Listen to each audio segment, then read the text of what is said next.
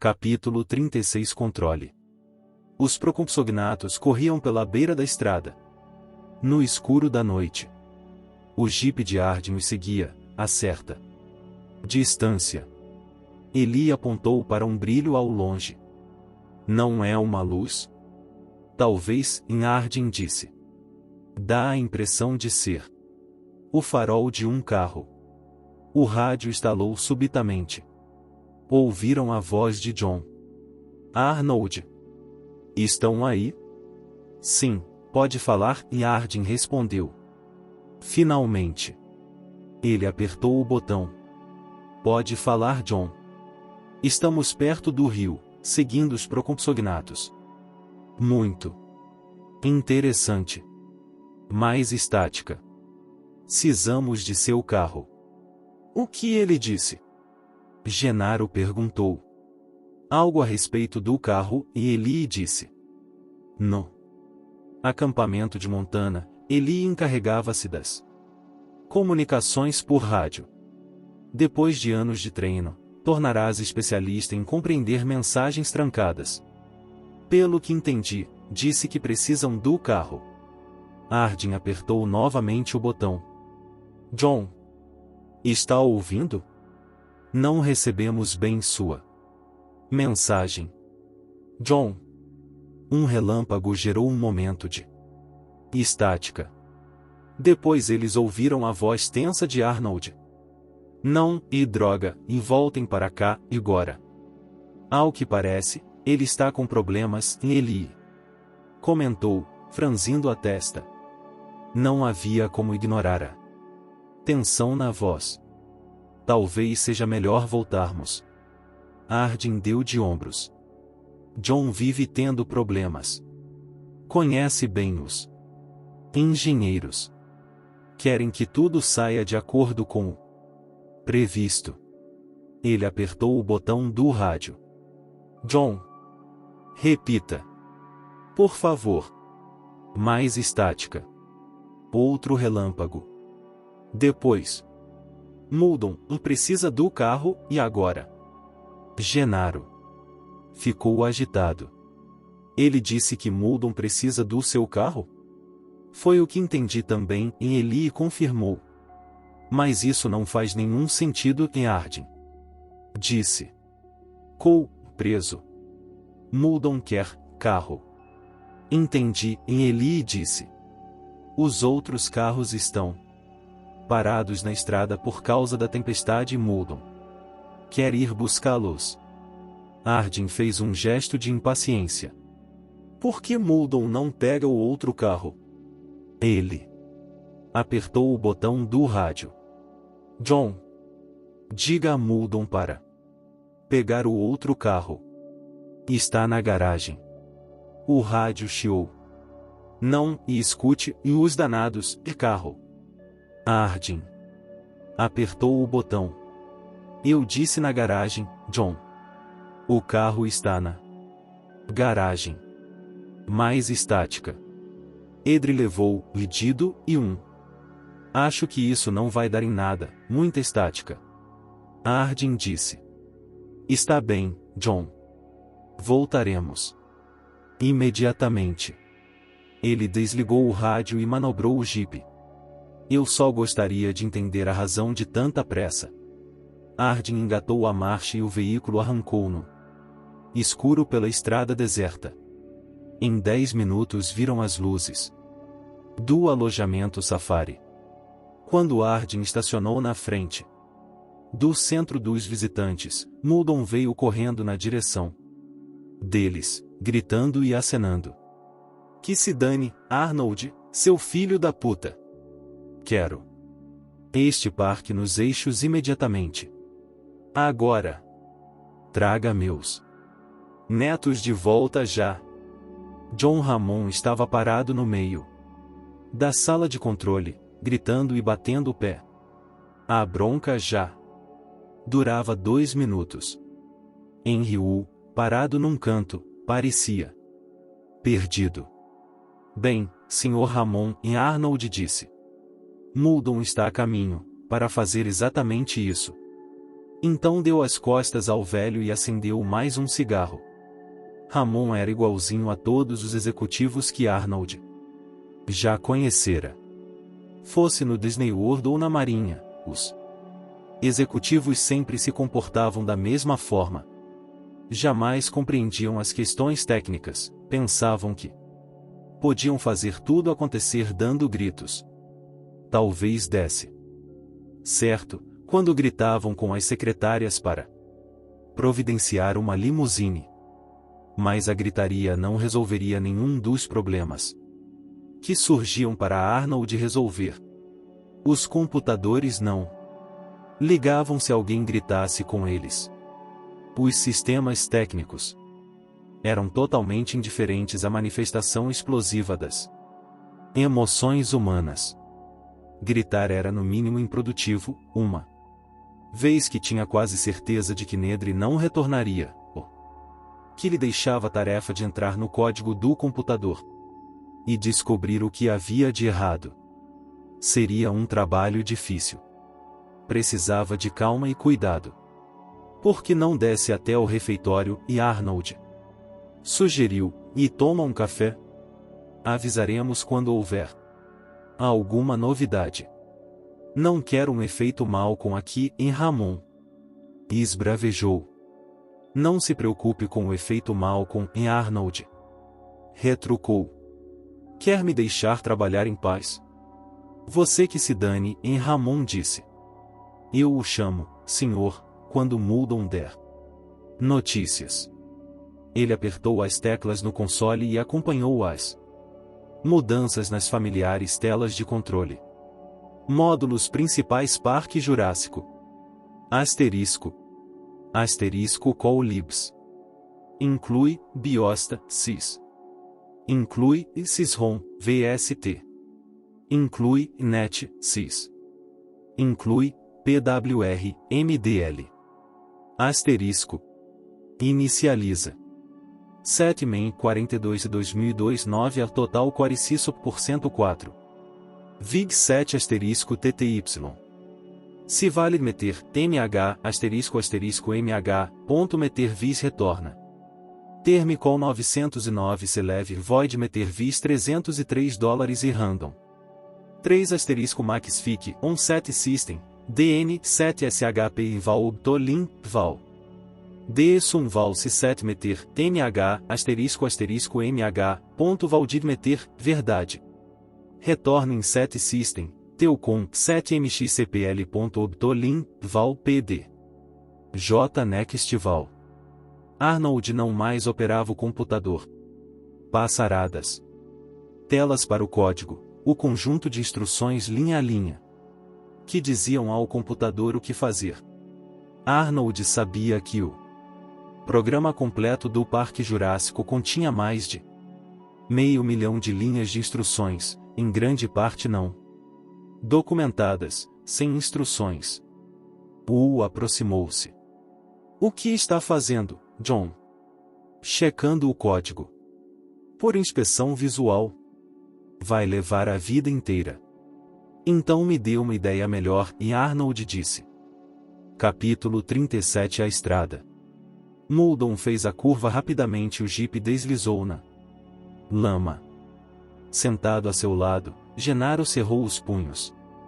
Corriam ao longo da estrada do penhasco, acima do rio. Oculto pela escuridão. Muldoon acelerava o máximo possível. Seu rosto estampava toda a tensão do momento. Quanto falta? Gennaro indagou.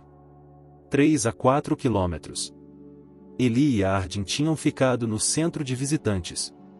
Gennaro preferira acompanhar Muldoon. O carro balançava. Faz mais de 1 hora, e Muldoon disse. 1 hora sem notícia dos carros. Mas eles têm rádios, e Gennaro ponderou. Não conseguimos contato, e Muldoon explicou. Gennaro fechou a cara. Se eu ficasse sentado num carro durante 1 hora, na chuva, certamente tentaria falar com alguém pelo rádio. Eu também, e Muldoon concordou. Gennaro balançou a cabeça, desconcertado. Acha que pode ter acontecido alguma coisa? Eles? Possivelmente, e Muldoon disse, eles estão bem. Mas ficarei mais tranquilo quando encontrá-los.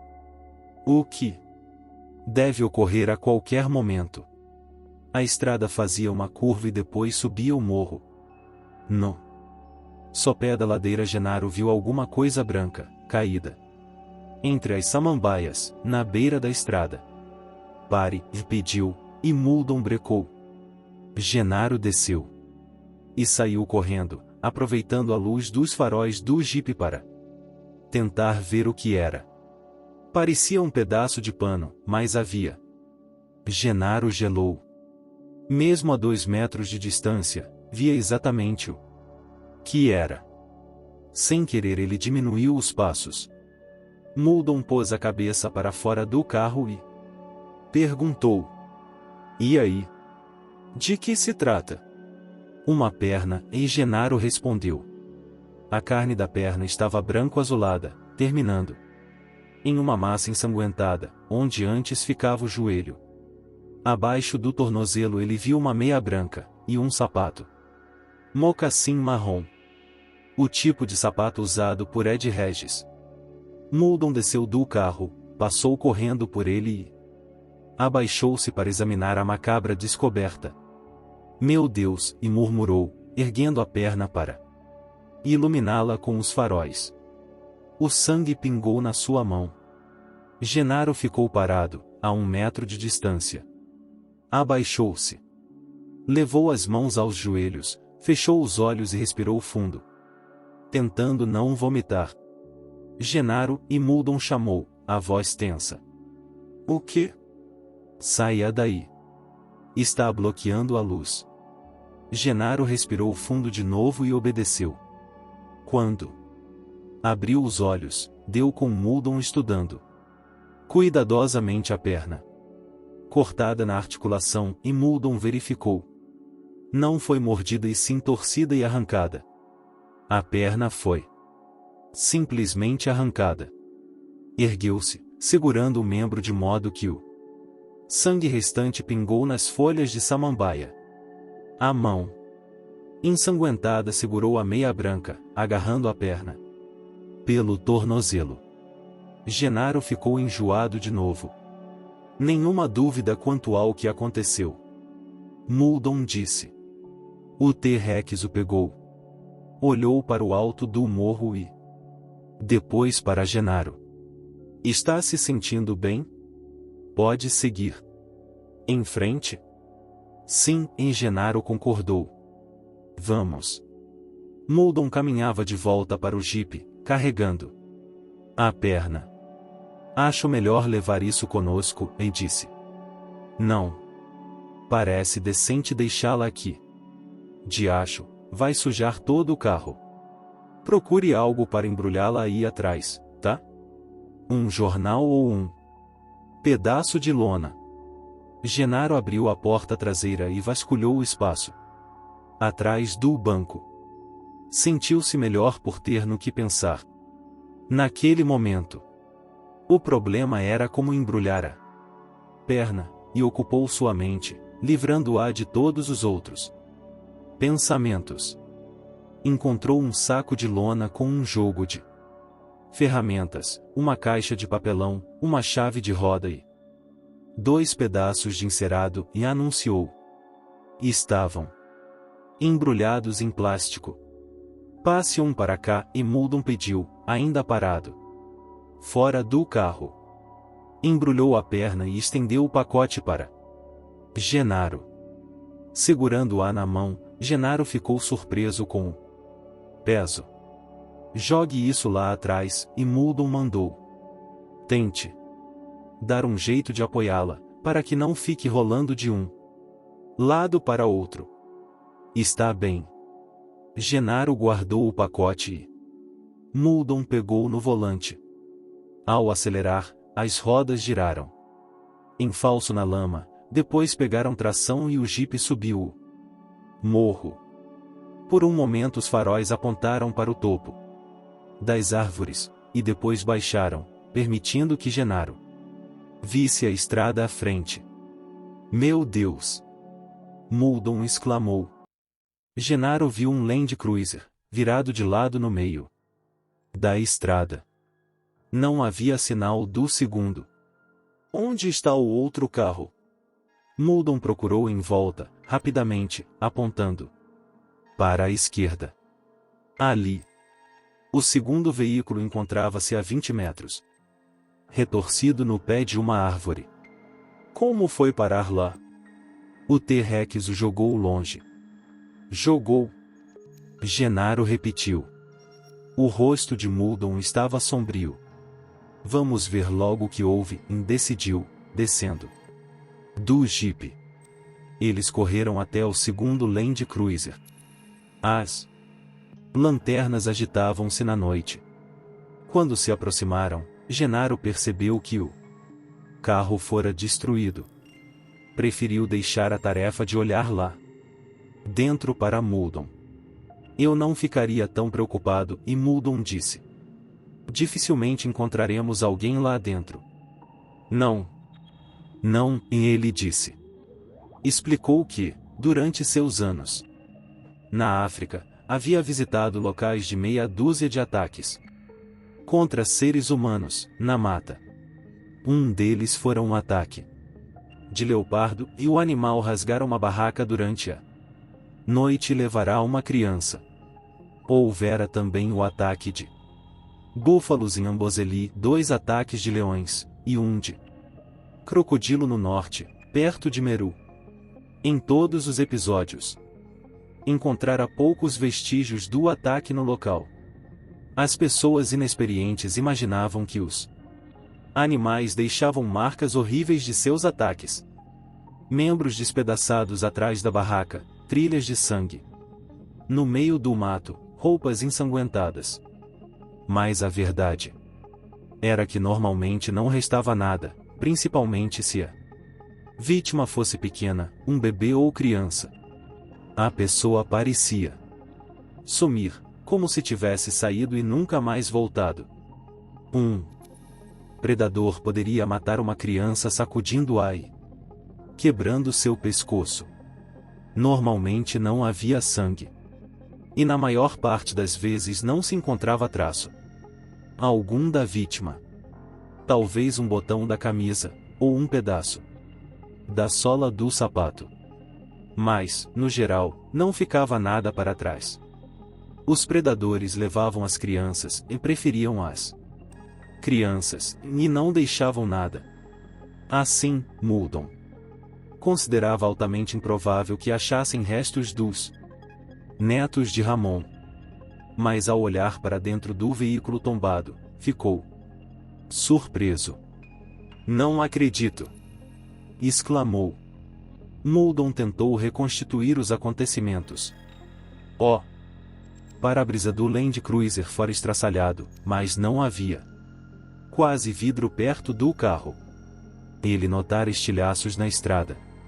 Sendo assim, o para-brisa devia ter quebrado antes que o tiranossauro erguesse o carro e o atirasse longe. Mas o veículo estava destruído.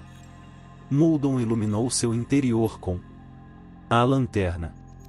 Vazio? Gennaro perguntou ansioso.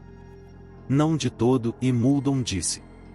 A lanterna iluminou o rádio portátil destruído, e no chão do carro ele viu um outro objeto, curvo e preto. As portas da frente estavam amassadas e fechadas, mas ele entrou pela porta traseira e passou pelo banco, para pegar o relógio. É um relógio, e disse, focalizando a lanterna. Um relógio de pulso digital, comum, com pulseira de borracha preta. O mostrador de cristal líquido estava quebrado. Ele acreditava que o garoto usava um relógio daquele tipo, mas não tinha certeza. Era do tipo que um menino usaria. Contudo, e mesmo um relógio? Gennaro insistiu. Sim. Tem um rádio também, mas está quebrado. Isso significa alguma coisa? Sim. E tem mais, e Muldoon sentiu um cheiro azedo dentro do carro. Iluminou o interior e viu o vômito pingando da lateral da porta. Ele o tocou. Ainda estava fresco. Uma das crianças talvez tenha sobrevivido. Genaro olhou para ele intrigado. O que o leva a pensar isso? O relógio, e Muldoon disse. E a prova do que? Digo. Ele passou o relógio para Genaro, que o segurou à luz da lanterna e depois o devolveu. O vidro está quebrado, e Genaro comentou. Isso mesmo. Mas a pulseira intacta. E daí? O menino tirou o relógio do pulso. Isso pode ter acontecido a qualquer momento. Genaro argumentou. Até antes do ataque. Não, e Muldoon disse. Estes mostradores de cristal líquido são resistentes. Para quebrá-los é preciso dar uma pancada muito forte. O mostrador se partiu durante o ataque. E depois o menino tirou o relógio. Reflita um pouco, e Muldoon pediu. Se você estivesse sendo atacado por um tiranossauro, pararia para tirar o relógio? Talvez tenha sido arrancado. É praticamente impossível arrancar um relógio do pulso de alguém sem machucar a mão e estragar a pulseira. E esta ficou intacta. O menino tirou o relógio, sem dúvida. Olhou a hora, viu que estava quebrado, e o tirou. Teve tempo para fazer tudo isso. Quando? Só pode ter sido depois do ataque, e Muldoon afirmou. O menino ficou no carro até depois do ataque. O rádio quebrou, de modo que o deixou para trás. Garoto esperto, sabia que não adiantaria nada levar o rádio. Se ele é tão esperto, e Genaro disse, para. Onde foi? Porque eu ficaria bem aqui, esperando que viessem me salvar. Certo, e Muldoon concordou. Mas talvez não pudesse ficar esperando. Talvez o tiranossauro tenha voltado. Ou algum outro animal. De qualquer maneira, algo o obrigou a partir. E para onde foi? Vamos ver se conseguimos determinar isso. Muldoon disse, dirigindo-se para a estrada. Genaro acompanhou o trabalho de Muldoon, que examinava a estrada com a lanterna. Seu rosto encontrava-se a poucos centímetros da lama, concentrado na busca. Muldoon realmente acreditava que havia esperanças, que pelo menos uma das crianças ainda vivia. Genaro não se impressionou. O choque de encontrar uma perna arrancada do corpo era responsável pela decisão irrevogável que acabará de tomar. Fecharia aquele parque e o destruiria. Pouco importava a opinião de Muldoon, um suspeito de otimismo exagerado e incabível, um sonhador incorrigível. Vê estas pegadas? Muldoon perguntou, ainda olhando para o chão. Que pegadas? Genaro perguntou. Estas aqui, e veja, vindo em nossa direção, saindo da estrada? São pegadas de adulto. Um calçado com sola de borracha. Veja a marca deixada. Genaro só via lama. Poças iluminadas pela lanterna. Como pode notar, e Muldoon continuou, os rastros do adulto chegam até aqui, onde se encontram com as outras pegadas. Pequenas e médias, e movem-se depois em círculos, passando umas por cima das outras, como se estivessem juntos, conversando. Mas daqui em diante, parece que correram, e ele apontou para a frente. Naquela direção. Para o parque. Genaro balançou a cabeça. Pode ver qualquer coisa nesta lama. Muldoon ergueu-se e recuou. Olhou para o chão e suspirou. Pense o que quiser. Aposto que uma das crianças sobreviveu. Talvez as duas, e até mesmo um dos adultos. Caso estas pegadas pertençam a outra pessoa que não Regis. Precisaremos dar uma busca no parque. Esta noite? Genaro sobressaltou-se. Mas Muldoon não o ouviu. Já se afastara, na direção de uma área de terra mole, perto do cano de drenagem. Para a chuva. Ele se agachou novamente. O que a menina estava vestindo? Sei lá, e Genaro disse. Estrada, caíra e rolara pela encosta até que as pedras grandes detiveram sua queda. Achará então melhor se arrastar e se esconder por ali mesmo. Havia espaço suficiente. Aterrorizado, sem pensar em nada fora escapar do tiranossauro, finalmente conseguirá se ocultar entre as rochas, como um rato, acalmando-se um pouco. Lentamente fora tomado pelo horror e a vergonha de ter abandonado as crianças, de só ter pensado em salvar a própria pele, em correr. Sabia que precisava voltar para a estrada, tentar salvá-los. Sempre se considerará um sujeito frio e corajoso sob pressão, mas quando pensava em subir até lá de novo entrava em pânico. Não conseguia se mexer nem respirar direito. Tentará convencer-se de que era inútil, de qualquer maneira. Se as crianças tivessem ficado na estrada, estariam mortas com certeza. Ele não poderia ajudá-las, melhor ficar ali. E escondido. Ninguém saberia o que realmente havia ocorrido. Não havia como ajudar. Assim, Regis permaneceu entre as pedras enormes, por meia hora, lutando contra o pavor, evitando pensar na morte das crianças, ou no que Ramon faria quando descobrisse.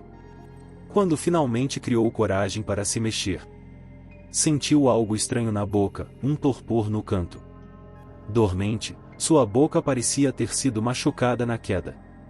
Regis tocou o rosto e sentiu a carne entumecida. Estranho. Não doía nem um pouco. Então ele se deu conta de que havia uma sanguessuga em seus lábios, já inchada de tanto sangue. Estava praticamente dentro de sua boca. Arrepiado de náusea, Regis arrancou-a e o verme levou consigo parte do lábio. Ed sentiu uma golfada de sangue na boca. Cuspiu, jogando-a enojado na floresta. Viu outra sanguessuga no braço e a removeu. Uma listra de sangue marcava o local. Meu Deus, provavelmente havia outras espalhadas em seu corpo. Tinham se grudado nele durante a queda pelo barranco. Aquela mata estava infestada de sanguessugas. Os vãos entre as pedras também.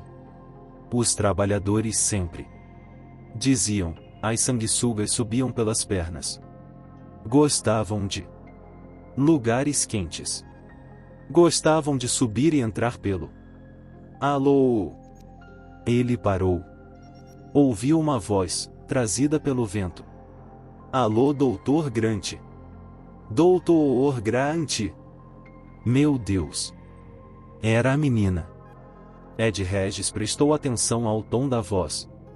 Não parecia estar apavorada, ou ferida. Só chamava, insistente. E, lentamente, concluiu que algo acontecerá. O tiranossauro desistira do ataque por algum motivo, e os outros talvez estivessem vivos também. Grant e Malcolm. Todos vivos. A conclusão fez com que se acalmasse instantaneamente. Como um bêbado ficava sóbrio quando a polícia o abordava. Ao se arrastar para longe das pedras já começava a planejar seu próximo movimento, preparando uma desculpa, uma versão que não o comprometesse. Regis limpou a lama do rosto e das mãos, prova de que estivera escondido. Não sentia vergonha por isso, mas agora precisava livrar a cara. Subiu até a estrada, mas quando emergiu da folhagem experimentou um momento de desorientação. Não viu os carros. Estava na base do morro. Os Land Cruisers deviam estar mais para cima. Começou a caminhar, subindo a ladeira, para voltar aos veículos. O silêncio era terrível. Pisava nas poças d'água. Com estrondo. Não ouviu mais a voz da menina. Por que ela parará de gritar? Enquanto andava, pensou que algo poderia ter acontecido a ela. Nesse caso, melhor não voltar lá. Talvez o tiranossauro escondido aparecesse outra vez. Ele estava no pé do morro, muito mais perto de casa. Avançando lentamente, Muldoon seguiu para a beira da estrada. De repente, ouviram um som sibilante. Era um animal, sem dúvida. Escute, Genaro alertou em pânico. Acho melhor. Quieto, e Muldoon ordenou. Ele parou, atento. É só o vento, e Genaro falou. Ele ouviu o silvo, agora mais claro. Não era o vento. Vinha das folhagens, bem à frente, na beira da estrada. Não. Parecia um som animal, mas Muldoon aproximou-se. Cautelosamente. Ele apontou a lanterna e gritou, mas o som não mudou. Muldoon afastou as folhas. O que é? Genaro perguntou. É Malcolm, e Muldoon disse. Ian Malcolm estava deitado de costas, a pele pálida, acinzentada, a boca aberta. Respirava com dificuldade. Muldoon passou a lanterna para Genaro, e abaixou-se para examiná-lo. Não vejo nenhum ferimento, e disse. O peito está bem, os braços, as pernas. Genaro focalizou as pernas. Ele fez um torniquete. O cinto de Malcolm fora preso firmemente na altura da coxa direita. Genaro moveu a luz para a parte inferior da perna. O tornozelo direito estava virado para fora, num ângulo estranho, as calças achatadas, ensopadas de sangue. Muldoon tocou o tornozelo com cuidado e Malcolm gemeu. Muldoon recuou, tentando decidir o que fazer. Malcolm poderia ter outros ferimentos. Talvez fraturado. Alguma costela. Poderia morrer se fosse removido. Mas, se fosse deixado ali, morreria de choque. Não sangrar até a morte apenas porque tivera a presença de espírito de amarrar o torniquete. Provavelmente não tinha mais salvação. Era melhor levá-lo logo. Genaro ajudou Muldoon a erguer o sujeito, pegando-o desajeitadamente pelo ombro. Malcolm gemeu. Ofegante. Lex, e ele disse, e Lex. Foi. Lex. Quem é Lex? Muldoon perguntou. A menina, e Genaro respondeu. Eles carregaram Malcolm até o jipe e o acomodaram no banco de trás. Genaro apertou mais o torniquete na coxa. Malcolm gemeu de dor. Muldoon cortou a calça e viu a carne mole, de onde saíam lascas afiadas brancas. Precisamos levá-lo de volta, e falou. Vamos partir sem as crianças? Genaro questionou. Se estiverem no parque, temos uma área de 30 quilômetros quadrados onde procurá-los, e Muldoon retrucou, balançando a cabeça. O único modo de localizá-los é através dos sensores de movimento. Se as crianças estão vivas e se mexerem, os sensores indicarão sua posição. Aí poderemos buscá-las. Mas se não levarmos o Dr. Malcolm de volta imediatamente, ele morrerá. Então vamos voltar, e Genaro assentiu. Sim, acho melhor. Eles entraram no carro. Vai contar a Ramon que as crianças desapareceram? Genaro indagou. Eu não, e Muldoon disse. Você é quem vai. É isso, guerreiros e guerreiras. Espero que tenham curtido o vídeo tanto quanto eu curti trazê-lo para vocês. Agradeço de coração por terem assistido até o final. Se ainda não fazem parte da nossa comunidade, não se esqueçam de se inscrever no canal Samurai Novel para não perderem nenhum conteúdo épico que está por vir. E claro, a força do nosso clã cresce com a união de cada um de vocês. Compartilhem nossos vídeos com seus amigos, para que mais pessoas possam se juntar a essa jornada incrível. Juntos, somos mais fortes. Até o próximo vídeo, guerreiros. Continuem trilhando o caminho dos samurais e espalhando a energia positiva. Arigato!